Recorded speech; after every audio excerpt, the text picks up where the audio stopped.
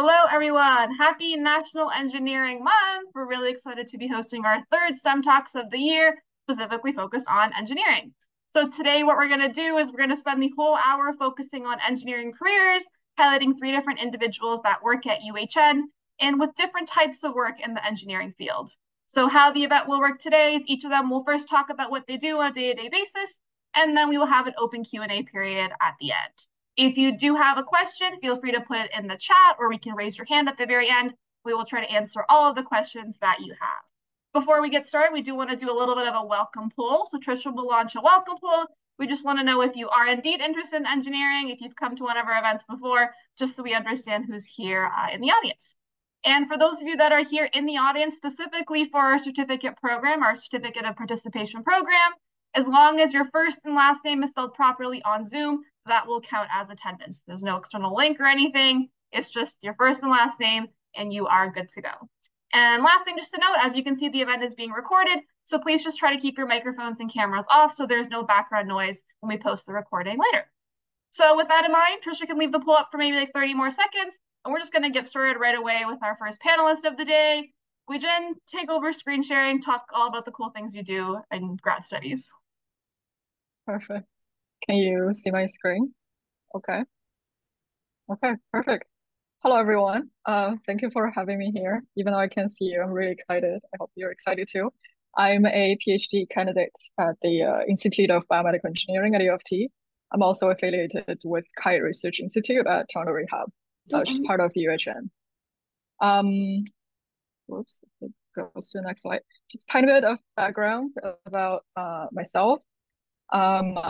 I'm originally from China. I finished high school in China, and it's picture. I'll talk more a little bit more about my education journey in the next slide. But oops, well, we go back one. This is a picture of my current lab. And outside of my lab, I'm a big fan of women empowerment and also youth outreach, and that's why I'm here. But outside of all those things, I love to travel, and I also a skiing instructor. So this is a picture taken during my last ski trip last year.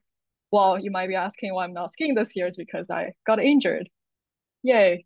So a little bit about my education background. I started, sorry, this poll is showing up on my screen, so I'm trying to close it. So I started my undergrad in Connecticut in the US at the University of Connecticut.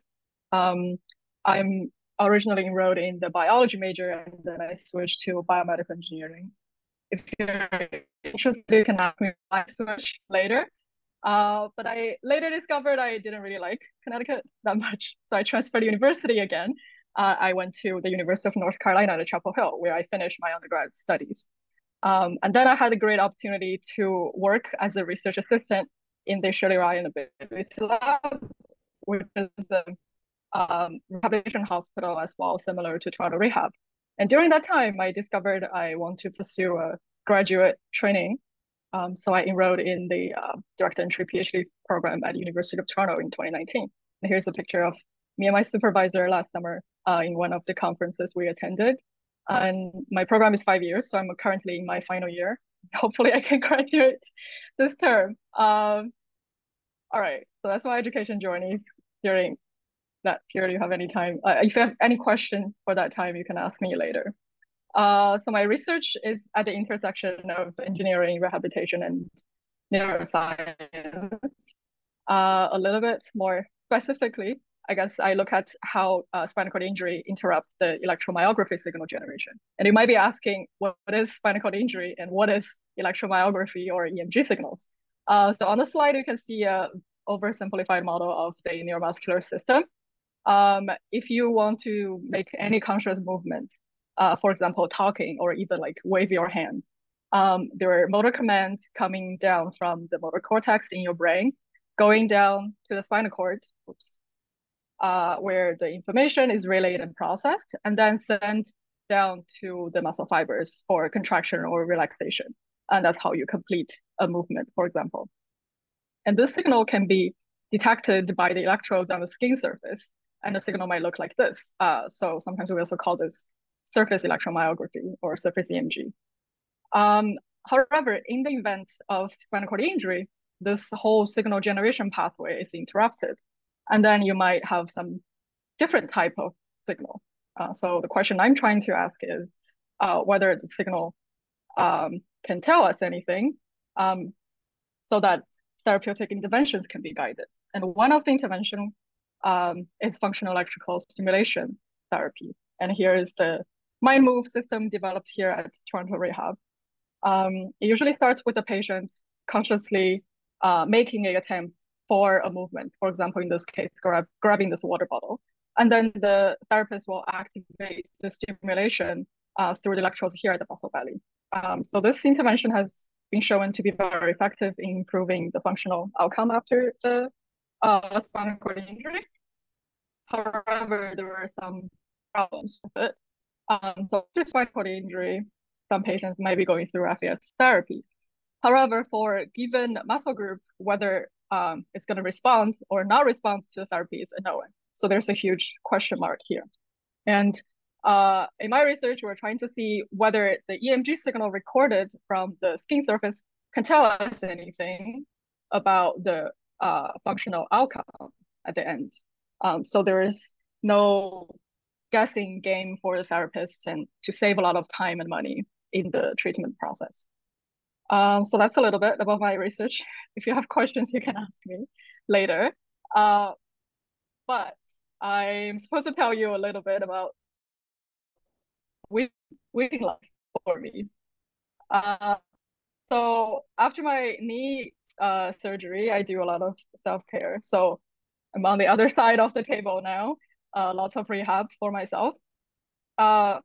I also do a lot of clinical experiments because I work directly with patients. And here's just a picture of the view from the experiment room at Lyndhurst. And I also participate in my friend's experiment and also make cool plots from my data. But most of the time, I'm trying to figure out why things are not working. Literally, one of my code crashed before my meeting, so I have to figure it out after talking to you guys. And then we also have weekly lab meetings. So here's a picture of my lab, and we went to a conference as a group. I'm also a TA, so I have to lead labs and mark assignments. Importance of gel research and why I chose this career. So for me personally, I try to understand the neurological disorders such as spinal cord injury or stroke, so we can facilitate more effective treatment planning in order to increase patient outcomes. So patients' independence after the injuries can be improved. And then there were also some personal connections because my grandmother had stroke a couple of years back. Unfortunately, now she has passed away, but her entire process dealing with stroke helped me make a decision to pursue a career in neurorehabilitation. I think that's all the slides I have. I'm gonna pass it on to Daniel, and I'll be happy to answer any questions you guys might have at the end. Thanks, Jen. Daniel, feel free to take over screen sharing. I think I've got it. Hello, testing my audio. Yep. So if we're all good to go, my name's Daniel. Thank you for having me. It's great to be here. I am a postdoctoral researcher at UHN. What that means is I have my PhD. So I did all the school. I graduated. I'm technically a doctor, but I don't get people to call me that. And right now I'm in the odd space that's between after you finish all the school you could possibly do and before you get like a definite faculty position at a university somewhere. I do most of my work out of the Princess Margaret Cancer Research Tower in the Laboratory of Applied Biophotonics, and my PhD was in biomedical engineering. So I'm Canadian. I was born and raised in Vancouver, British Columbia, Canada, out at the West Coast. I joined UHN in September just recently, last year. I like puzzles and games. In high school, I thought I would be an art student or go into creative writing or game design. And I mentioned that because I was told this is mostly grades 7 to 12 here in the audience. And I did not actually think I was going to go into engineering until like I was in grade 12.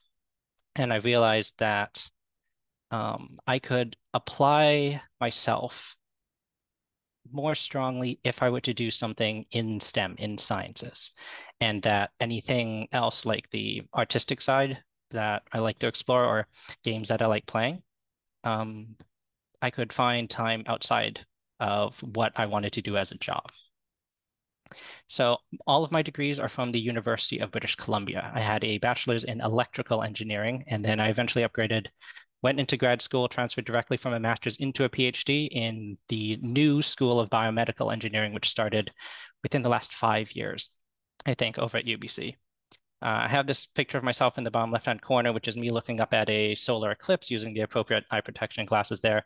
And one thing that I will note in all these promotional pictures of University of British Columbia out in Vancouver is that it's very sunny, and Vancouver does not normally look like that. Vancouver has a reputation of being very rainy. This is about what it would look like, these gray skies, but I like including this, not only this contrast, but these pictures here, because when I talk about my research, I draw attention to these raindrops on the water, because the things that I study are about light waves and interference, and all these raindrops on the surface of the water creating waves, interfering with each other, making strange patterns. That is a good analogy to the kind of things that I study, but with light. So during my PhD, I made essentially what was trying to be a melanoma detector, something that would shine light onto a strange looking mole on the skin and determine if it was cancerous or not. The idea behind this is that I can take my device, shine a laser on, and then the pattern of light that is backscattered from the lesion can look like something from cancer, look like something that's not cancer. And this all depends on how the light is scattering inside the tissue and a bunch of other mathematical physical parameters that I had to learn and study in order to try and make this differentiation. And so the comparison that I draw is that these speckle patterns, these are generated from the interference of a bunch of light waves, the same way dancing raindrops on a lake create an interference pattern of water waves. And so it's this, the analysis of these kinds of patterns. It's actually new mathematics and science that need to be put into determining how to best analyze them. So I've done a lot of mathematical physical modeling, done some AI classification kind of thing. This is the region that I study to try and get more information out of just shining lasers onto tissue to see if it's cancerous. Right, so this is an example of a more scaled up form of the device that I'm trying to make work. And the engineering skills that I brought to this, so this is like very scientific physics and math research, but the engineering skills I brought in from my undergraduate experience allows me to design the best way to measure these patterns for a given clinical application. So like it needs to be a certain size, a certain weight, it needs to fit in the clinic, it needs to be sterilizable. All of these kind of design parameters are things that you learn as an engineer in order to invent new technology, essentially. So a week in my life, like I mentioned, I'm a postdoctoral researcher, which means like I'm halfway between a graduate student researcher and an actual faculty member. So thinking about what a faculty member is like if you're a professor, generally the professor workload is divided into like 3 pillars: teaching, research, and service. So I would say right now my time is mostly split. So about 60% research. And so this research would be designing devices, building them, experimenting with them, but also doing the data analysis, creating figures, writing them up, putting them in papers and presentations and things like that. That's about 60% of my time. And of course, this proportion changes depending on who you talk to. Somebody could be like 90% research and very little everything else. But I like finding a way to shift my schedule around so I have time to contribute in other ways. For example, this service, this 30%, that would probably be equivalent to, so this postdoctoral advocacy element here is because I help with the postdoc equivalent of like a student council, where I try to advocate for what postdoctoral researchers create a community and advocate for what we need as support within the UHN ecosystem. Also a bit on the policy advising side. So like when UHN wants to know how they can better support researchers and create new rules and policies for how science should be done, I'm on some advisory boards for that. And the last part of service is academic review. So science is generally forwarded by people doing experiments, writing them up in papers, and then getting those papers peer reviewed before they can be published in journals. And the peer review, well, I'm a peer. So I help evaluate whether new science is good and how good the study is and what they need to do in order to get it published. And then the last 10% that I have is in the teaching column. So Right now, not actively teaching or TAing any courses, but I am looking a bit into designing new courses with my supervisor, and also community mentorship, like I'm talking right here. So when I chose to do research with my engineering degree, as opposed to going into engineering and like industry and a more like just head down, do the work kind of research path, the thing that comes to mind is the idea of like, I want to help people. A lot of people, yeah, I want to help people. A lot of people that go into like med school say, I want to help people, but there are many ways that you can decide to help people or help give back, those kind of altruistic ideas. The important thing that I found to focus on is how I wanted to help people. So in general, a research career is altruistic. Like there's a value of knowledge. You want to generate new knowledge. You want to translate that. You want to invent. These can all be interesting things. These are interesting to me. They are fun for me. And ultimately, that's how I chose to make a contribution doing this kind of work as opposed to, say, going into engineering and industry. I focused on a combination of both skill and passion. I didn't just do this because I thought it was fun. I also found that I was good at math and physics in grade 12. And so from that point is like, it helped shape where I wanted to go with my career. And yeah, figuring out whole new types of optical patterns, it's a big puzzle and puzzles are fun. So that's basically how I ended up here. Thanks, Daniel. That was like a great intro into how you got here. All right, last panelist of the day, Serene, take over screen sharing. Can you see my screen? Yes, you are good. Okay, perfect. So hi everyone, my name is Serene, as you can see on this slide. I'm a human factors engineer at Healthcare Human Factors. HHF, which is my company, is its own independent company, but we are affiliated with the University Health Network, and we do a lot of work for them and with them, as well as our own independent work as well with our medical device clients. And just a little bit about me. So I studied human biology as my undergrad at U of T, which I'll get to in a bit. But I know that, as we've previously mentioned, a lot of the students here are high school students as well as undergrad students. But when it comes to picking a career and not being certain if you want to pursue engineering, I didn't know that I wanted to pursue engineering when I was in high school. I just knew that I was passionate about healthcare and biological sciences. And so from there, I went more into the path of how that can intersect with engineering. So I'll touch a bit about that in a second. But a bit about myself outside of my educational and professional careers. I live in Richmond Hill, but I work downtown at Toronto General Hospital. And I've been at HHF for almost 3 years. So I joined in August of 2021 and have been there since.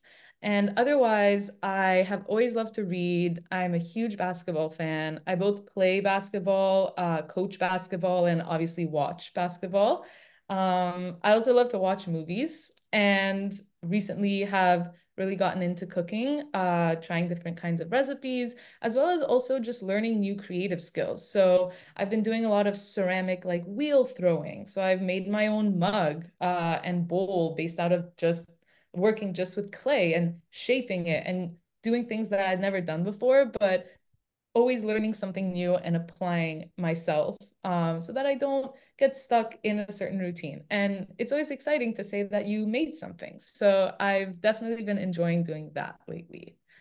So now veering back to my education. So as I mentioned, I did my undergrad in human biology at U of T. I also did a double minor while I was there in immunology and history of science because I was always interested in history. And so I just felt that that fit within the context of a science degree. Then in my third year, I discovered that I had this interest and also an affinity towards engineering because I was taking healthcare technology courses through my undergrad. And so I decided to apply to the Masters of Engineering program at U of T to specialize in biomedical engineering because I felt that these two fields that I'm both passionate about do intersect in this very specific type of engineering. And so I decided to pursue that. And through that degree, I discovered the subfield of human factors engineering, which doesn't only apply to healthcare and biomed engineering, but is also applicable in other forms of engineering as well. But human factors engineering really does, it is in the name itself, it really does consider the human perspective, human behavior, and cognitive science within the field of engineering and designing things to be used by human beings. So through taking a specific course called Human Factors Engineering in Healthcare, I really honestly thought that that would be an ideal field for me to pursue outside of graduating, which I ended up doing when I ended up at HHF. So let me talk a bit more about what HFE in healthcare involves. So as I mentioned, it really does concentrate on the human factors perspective. And what that means is at the forefront of everything we do is the user, right? The person that's going to be using a certain medical device or medical technology, whether that be a patient themselves or a healthcare professional. So a nurse, doctor, respiratory therapist. There are tons of different kinds of healthcare professionals that work with a myriad of devices in their everyday healthcare delivery. And so to be a part of shaping that aspect of healthcare, which especially in the 21st century is developing more and more, I was really driven to pursue that field and work on improving it. So our objective as human factors engineers within this space is improving the healthcare system to ultimately improve the lives of patients and healthcare professionals. So I can talk about a few projects that I've worked on, specifically that apply to the University Health Network and healthcare in Toronto, because I thought that that would be of interest for everyone here, since we all live in this city or are a little bit outside of Toronto, but to be shaping the healthcare delivery and treatment within the city that I live in is definitely a proud moment and very fulfilling. So one project that I was involved in was when the University Health Network completely transformed from a paper-based electronic health record system to a digitized health information system. And that was a huge milestone for the UHN because throughout its entire history, it always used papers for prescriptions or requisitions or order sets.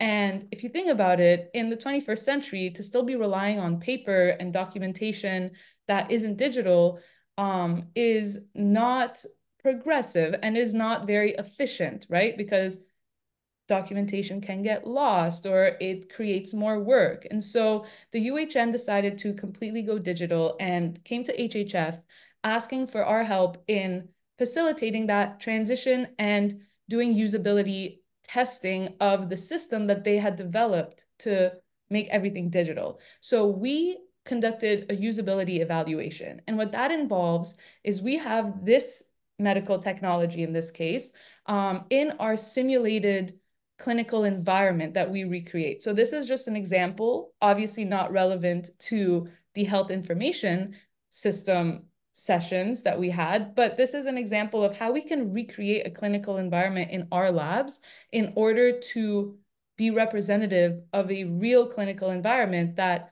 healthcare professionals would use a technology in. So we had created our own environment, which was a patient's room, and you had the workstation that had the monitor with the health information system they had developed. And we brought in both nurses and physicians to interact with that system so that we can observe how intuitive it is for them to use and if it's easy to navigate, and really gather their feedback on what they thought worked well, what they thought maybe was missing, what they thought a feature that could be added, which would then improve how they do their work and how they treat patients. So that was a really, really rewarding project to be a part of, because when the UHN went live with that project and completely overnight went from paper-based to digital, it was really a huge moment across 4 hospitals, every unit imaginable, to just completely transform into a new system. So to have had a hand in that, a hand in shaping healthcare in Toronto was definitely a proud moment for myself and my team and our company as a whole. So just to be mindful of time, I'm gonna move on to my next slide. Just to tell you a bit about a week in my life as a human factors engineer. So my weekly responsibilities honestly vary depending on what phase of a project I'm a part of. So when we're evaluating a medical device, we might be in the beginning stages of working out what our usability test scenarios might be. So figuring out what we're trying to observe, what we want to capture, what is really critical for us to know if it's going to become a potential risk to patient safety if this device is used in real clinical environments. And so those early stages are really just determining what our usability sessions are going to look like and what that flow is going to be. After that, we start recruiting participants. So this really depends on what the user group is, right? Are we going to primarily be working with respiratory therapists? Are we going to be working with oncologists? Are we going to be working with radiation therapists? It really varies depending on what the device is. But as a result of that, we have to recruit around 15 participants in order to ensure that we have a good range of feedback and interactions with that device. Then we get to the phase of actually testing the device. So we have created that simulated environment that replicates the environment in which that device would be used in an ICU or in an emergency department. And the participants come in and we go through the usability session with them, both the scenarios and the debrief. And following all of those sessions, we move into the reporting phase, where everything we captured, any use issues that might have occurred, any feedback that we got is collected and written up in a report where we identify what some root causes of those issues might have been and design recommendations that might prevent certain risks or certain use issues from happening when this is used in a real environment. So depending on what phase of the project I'm on, there are different things that I'm doing. But my role is a good combination of working independently as well as working collaboratively with my team. And apart from our consulting engineering work, I also like to get involved in our internal HHF initiatives that build team culture as well, or things like this, where it's more outreach oriented, providing tours for students that are interested in the work that we do. So a week in my life can vary, but it is really great because that variability allows and really just creates an exciting work environment. So just to finish off, I know I touched a bit about this, but really what I think is so significant and valuable about human factors engineering in healthcare is that we aim to provide and create a positive and lasting impact in the lives of patients and providers, as well as on, in the grander scheme of things, healthcare delivery and treatment options that are available both in Canada, in the US, or other countries around the world. And I know one of the prompts for this were, what are some of the future goals in my field? I think one thing that is also just relevant to so many fields is AI applications. Especially in healthcare, there are a lot of companies or initiatives that are working on implementing AI in certain types of tools that might enhance the work that healthcare professionals do. So if we can complement the work that is already being done and being achieved, that might really transform certain aspects of healthcare as well. So that is definitely one thing that is still developing, since we know that AI itself is still developing, but it is becoming very prevalent in our modern society.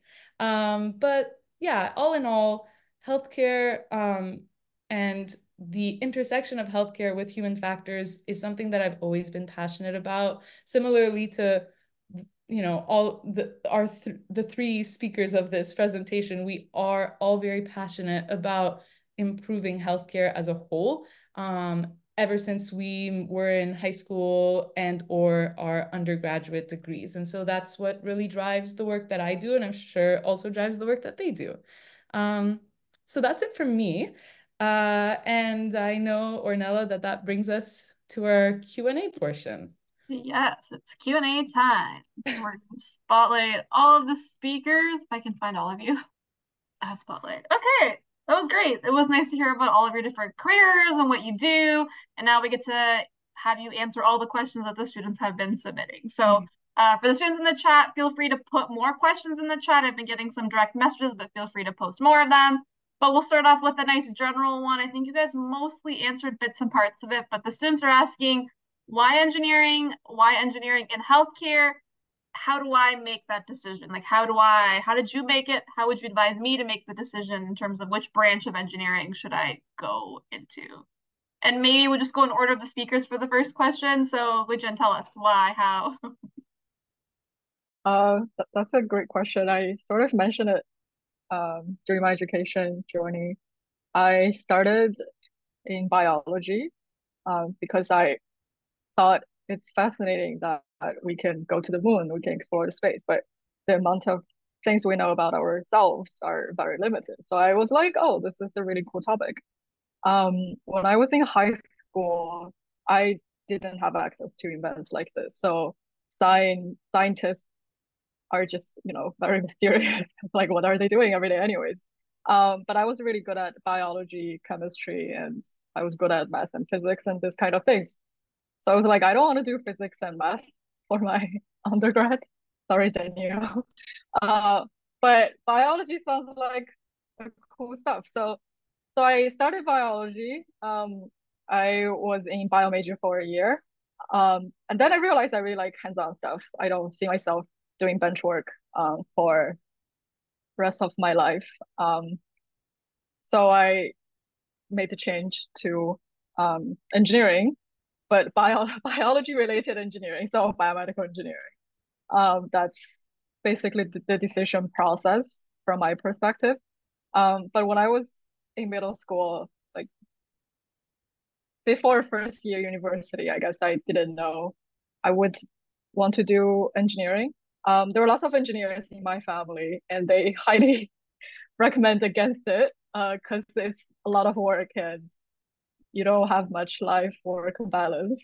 But it's always interesting, and I find it, I don't know, a good balance between what I like and the knowledge I want to gain. Yeah. I would say leave your options open. You don't need to rush in making a decision right now. You never know what's gonna come up. This moment. Yeah. Daniel, what about you? Tell us about your All right. So in high school, the truth is I need a university degree to get a job. What kind of job do I want to have? And the thing is, doing engineering, if you finish your 4-year bachelor's in engineering, you have a competitive entryway into a kind of job. At least back then, engineering was easier to get into than science. So like science, you needed a higher average. And so that just seemed like the practical thing to do. And I realized that I could do well enough in math and physics to do it. So that's why I chose engineering as my the entry point. But in first year engineering, you don't have a specialization. I did my undergrad in electrical engineering because in your first year of engineering, you cover like a bunch of different units related to different types of engineering. And I happened to get 100% on the electrical engineering midterm by some miracle. And I was like, okay, I'll do this one. So I did that one. At some point during my undergrad, I did a undergraduate research. So at some point you want to look for job experience. And of the options that I was looking for, like co-ops and things like that, one of them was a research lab looking for an electrical engineer to help make a skin cancer detection device. That is the project that I applied for and got accepted and did like undergraduate grants in order to fund, and followed that lab and that research all the way through to my PhD. Like I clung on to that project and expanded it and made it my own. That's how I ended up really like finding something that I was very passionate about. But it basically started from evaluating, figuring out that as I got more education, I would find the kind of things that I would find something that I like to do, find something that I'm good at, and something that I can follow through with the rest of my life. And so, yeah, what I would suggest, like if you're thinking about getting into like engineering versus something else, there is like okay, bottom line, there is a practical element to it. Like engineering can get you a job, coding can get you a job. Those are like high priority things right now.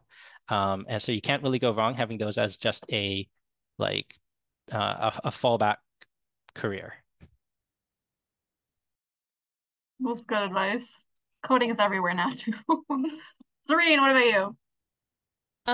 So as I mentioned in my PowerPoint, I did my undergrad in human biology, so no engineering background before I started my master's. And the reason I pursued human biology was purely because when I was in high school, I was interested in that field, right? As I mentioned, I was interested in just improving healthcare, improving the lives of patients. And so, especially in high school, you're not really knowledgeable on what other types of avenues are apart from pursuing life sciences slash human biology slash health sciences, right? They're all synonymous programs that you might all be learning about right now as you're looking to apply to universities. And so I was in the same boat. So I applied to the life sciences program at U of T and did human biology as my major when I chose that at the end of my first year. But in my third year, when I started taking courses offered through that major that were geared toward healthcare technology, I found myself almost like newly fascinated with something that's still related to biology, right? Healthcare technology. What is that? I hadn't heard of that in high school. And I was especially really fascinated in how that technology is built, how that's created. So that's when I started looking into postgraduate programs, master's programs that would essentially veer in that direction, but provide me that knowledge that I didn't have at the moment because I wasn't studying engineering. And my master's program definitely provided that. It was so insightful, very practical as well, because it provided both a course-based portion, so I took courses related to that, but also a co-op internship portion as well, that I got to work in that field after taking those courses and apply the knowledge and the concepts that I had learned, which then helped me in finding a job because now I had work experience related to this field. So that's really what my journey was in ending up where I am now and ending up in this field of engineering in relation to healthcare. So yeah. We kind of have a question related to that. The students Okay. want to know, do healthcare engineers actually get to work with patients? Are we following the same order of answering? Go first. You can go first, Serene. Okay. So I do have the opportunity to work with patients. Because as I mentioned, in the work that I do, we have our usability sessions, right? So if something that we're evaluating, whether it be a device or an app or any other form of med technology, our user groups sometimes might not be the healthcare professionals, but might be patients, right? Because patients are going to be using this device at home or that app at home. And so there is no healthcare professional involved. So we have to work with them. We have to get patients' feedback. We have to see how they interact with that technology in whatever form it is. So I have gotten the chance to collaborate with patients on that kind of work. So it's just the same structure of what I do, but instead our demographic is patients. So that's, in my case at least, that's how I get to work with patients from time to time. But yeah, I don't know if Daniel or Regine want to jump in. Yeah, jumping onto that, you can decide how engaged with patients you want to be in the research field. So in my case, I was testing my device on patients, and so that was a direct link there.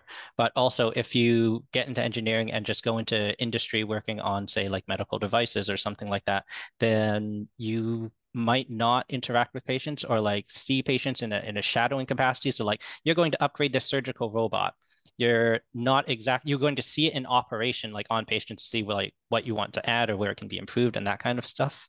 But you won't be interacting with the patients directly.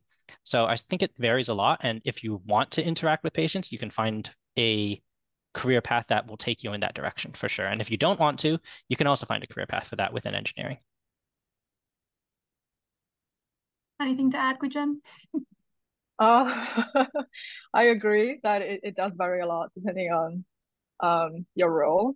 And even if you're doing the same job, depending on which project you're on, it could also vary a lot. So when I was a research assistant, I work with patients on daily basis because we need to collect data. We need to have their collaboration because whatever we're doing is actually for the patient. And if you're doing something for the patient, it's inevitable to work with them or interact with them. Currently, my PhD, I also work with patients, but through the clinical team. So we have team of therapists, physiotherapists or occupational therapists. They have their patients, and then we collaborate through the therapists, and then we collect data. But as I mentioned before, my project is also to improve the patient outcome. So try to help them get better. So it's also patient-centered. But there were colleagues in my lab, their goal is also to improve patient outcome, but they never need to see a patient at all throughout their PhD. Maybe once or twice in shadowing capacities, but not daily basis. So depending on which stage of your project is and even the nature of your project, and a lot of things, like Daniel said, if you want it or if you don't want it, you can find a way to satisfy your personal preference. Yeah. All right, so we have questions about graduate school. So a lot of students are asking, what exactly is graduate school? Because I know all of you have a master's, PhD, and I have a postdoc too. And then also on top of that, do you need to go to graduate school to get an engineering career? So anybody want to try going first? I will start. I think I'm in the stage of my life where I see a lot of both sides, I guess. So I don't have a master's. I finished my undergrad in biomedical engineering at UNC in 2017. A lot of my friends, they did go into industry right after graduation, and it's like 7 years now. So they're advanced in their careers in terms of money and everything. But they can be really successful without a master's or PhD degree, that's for sure. I wasn't sure what I wanted to do a PhD until after working in Shirley Ryan Ability Lab. I liked what I was doing there. I thought it was really cool and I wanted to stay in research. So that's why I decided to pursue a PhD degree. But I could have also done a master instead of a PhD. It was just chances and everything. It just worked out for this program to happen. But no, it's not necessary. You can work first and then see whether your mind changes. Maybe you were married to the idea of getting a master's or PhD like during your undergrad, or maybe now you're like, I want to be Dr. blah blah blah after I turn 30. But maybe as time progresses, when you were working, you realize maybe I don't need a master's or PhD, or maybe I don't want a master, but I want to. A lot of things can happen. I think someone mentioned in the chat earlier that how to keep options open. I think you're like super early in your career right now. You're grade 7 to 12. Even if you think you really, really like something, if you found that one thing you love in your life, good for you. I'm really happy for you. But chances are 2 years, 3 years from now, you can realize something else occurred, or your love towards this thing currently you're, I don't know, passionate about might change as well. You can expose yourself to different courses and attend events like this to get perspectives from people in different fields. As Serene mentioned, she didn't even know what like healthcare technology, or you probably learned it from somewhere, like talking to someone, your prof or your friends or something. So you can keep your eyes and ears open, and then things might arise that you think will align with things you're interested in. But a degree is not necessary. Yeah. I don't know whether Daniel or Serene has anything to add. I would like to add that we have a biased selection here because UHN is not an engineering company. We're researchers here. So it is very biased that the engineers that you would get access to through UHN are the ones that decided to go into research after getting their undergrad and not go into industry. So the reality, the majority of engineers work in industry, finish their undergrad, and that's the extent of their formal education. There are cases where people will do a master's, mostly a course-based master's or master's of engineering. So the undergrad degree for engineering in Canada is generally called a Bachelor's of Applied Science. For master's degrees, there's a Master's of Applied Science, which is research-based, and then a Master's of Engineering, which is course-based, and that just gives you extra skills. You can find an industry that they will pay more for someone who has a Master's of Engineering as opposed to a Bachelor's of Applied Science. There are companies who, after you work with them for a bit, say you need to level up. We will pay you to go do a Master's of Engineering somewhere so you can come back to us with those skills. That's also an option. So yeah, definitely not necessary at all. If you're getting into research though, then like the research trajectory is bachelor, master, PhD, and so on like that. Anything to add, Serene? Not really, no. I just wanted to say in my specific case, because I hadn't done an engineering undergrad, that's why I pursued that Master of Engineering, because I needed to develop those skills that the course-based masters provides, right? Which is exactly what Daniel was saying. So those skills did really help me because I didn't develop them through the engineering undergrad. So it really does depend, as Guijin was saying, on what you want your path to be, on how the next few years develop. It really is it's personalized to each of you. And so there is no formula to follow because things vary, different types of roles require different types of things. So yeah, that's all I really wanted to add.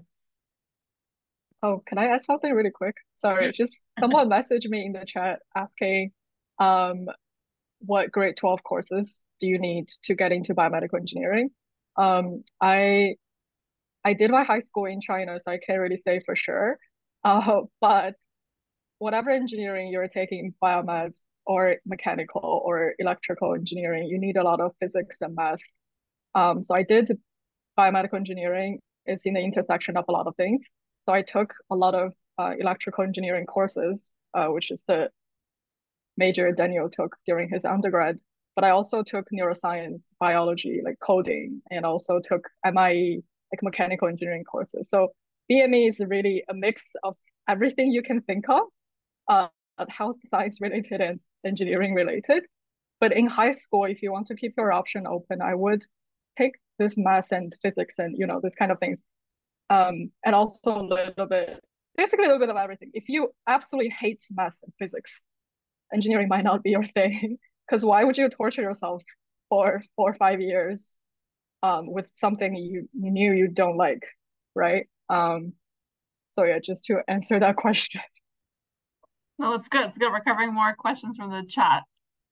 All right, we have students saying they think engineering's cool, but they don't know for sure if they like it. So how could they explore engineering as a high school student before they actually commit to going into like an undergrad in engineering? So any suggestions on how to explore or get opportunities or figure out if they actually like engineering? So I can say how I got started. So in my high school, there was a science fair, and for your science fair project, you could like do some kind of experiment or you could build something. And I decided to build something, and that gave me like a rudimentary. That got me started on like learning electronics and circuits and how to make these things kind of work. I think that ultimately, if you want to explore if you'll like engineering, build something. Like think of something and figure out how to build it. Learn something interesting. Could be coding, could be circuits, it could be something mechanical, or just there's a lot of YouTube videos out there as well of people just building things. That's a big YouTube. I'm sure other social media have accounts that are about building interesting things and talking about the whole development process.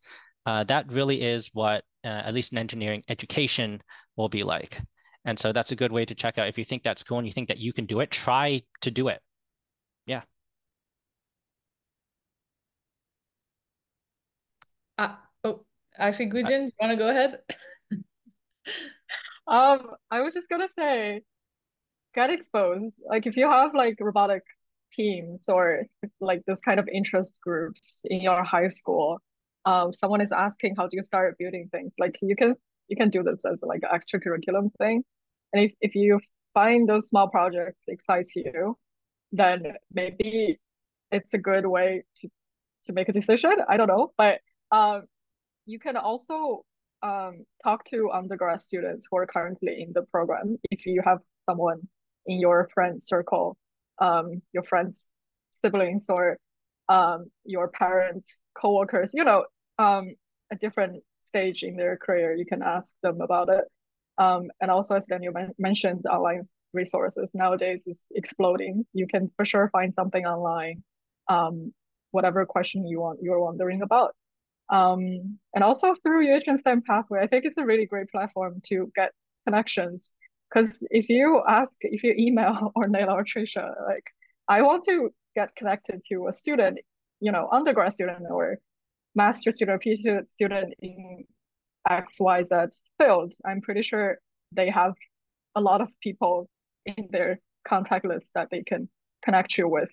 I would say though, don't hesitate in terms of like maybe I shouldn't email them, or a prof in my undergrad told me this, and I remember still after like 7 years, I don't know.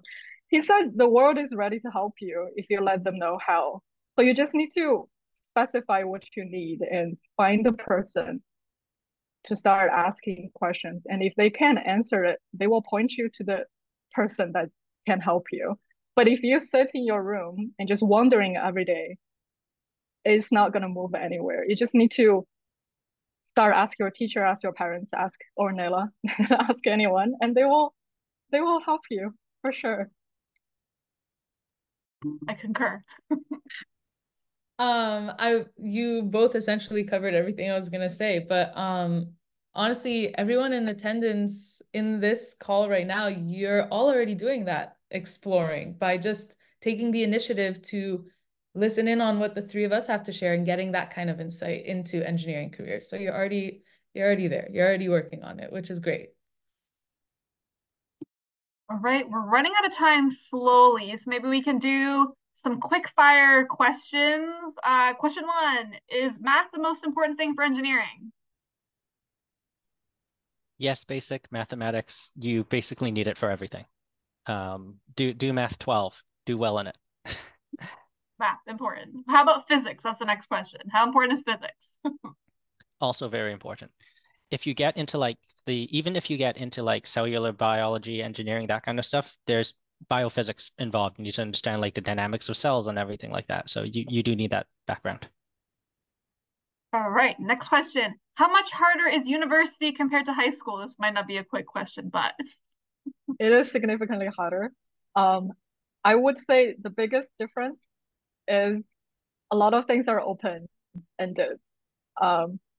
You don't have the single correct answer as you might be familiar with in high school. And when you're in undergrad, you realize you can't find the answer and no one knows the answer. It's not that the answer, it's not that it's there, you just can't find it. It's more like there can be multiple ones. And if you're, I'm losing my words, but if you're just trying to find the answer, maybe it's never gonna come. You just have to do your process, do your due diligence. Yeah, anyways. Long answer. And then on that note, Serene, how can they best prepare for university? I was gonna say, even though it is harder, it just requires more hard work, right? Don't let it feel daunting that it is harder, because it's really all about time management. It's all about being organized, prioritizing what assignments or exams are coming first, but also being mindful of the long term. So it really is just a lot of organizational skills as well as dedication to what you're doing. And that is going to come from the fact that you love what you're doing and what you're studying. So I think that that's the best way to prepare. If I can just very quick add to the high school to university transition. In high school, your teachers are helping you get through the course. In university, you are paying to be there. You need to be much more responsible about your own learning and to take ownership of that. You're going to have lectures at 8 a.m. and then on the other side of the campus, you need to run there within 10 minutes. And those are just the kind of situations that you'll be in. And so it's a growing up moment for sure. But everyone who goes eventually finds their way. Let's spend time with the last question. In one sentence, what's one piece of advice for all of the students that are in the call? And let's go in order of the speakers. Guijin, one sentence. What is your piece of advice? Order of speaker is not to my advantage today. I would say the most important thing to focus on, even though we talked a lot about math and physics and everything, but the most important thing I found is communication skills. You have to be able to know how to write properly, convey your idea clearly, concisely. It's going to get you much, much further than you can imagine today. I can't elaborate because it's only one sentence, but.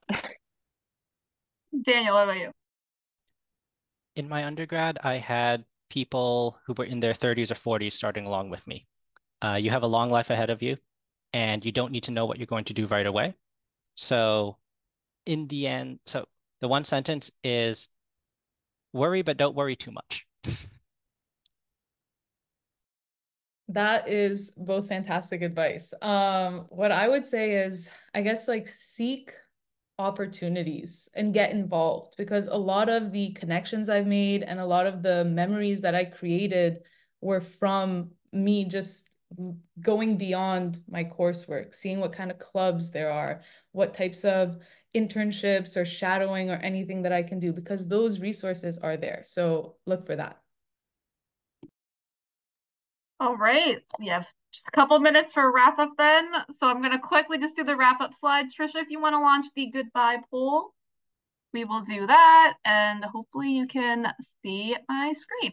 So thank you to the three panelists for answering all the questions, talking all about your career journey. We hope the students learned something, and we're asking them right now through the poll if they did. So hopefully they did.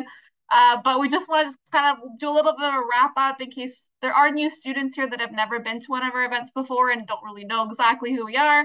So Trisha and I run UHN STEM Pathways, which is the outreach organization for the University Health Network. So we do virtual events like these ones, like career panels and interactive activities, but we also do in-person activities, for instance, on PA days and over March break and different things like that. So if you do want to learn more about our program, feel free to check out our website. You can always just email us as well. And we do now have a LinkedIn. If you do have LinkedIn, feel free to follow us on there because we sometimes try posting events and things on our LinkedIn.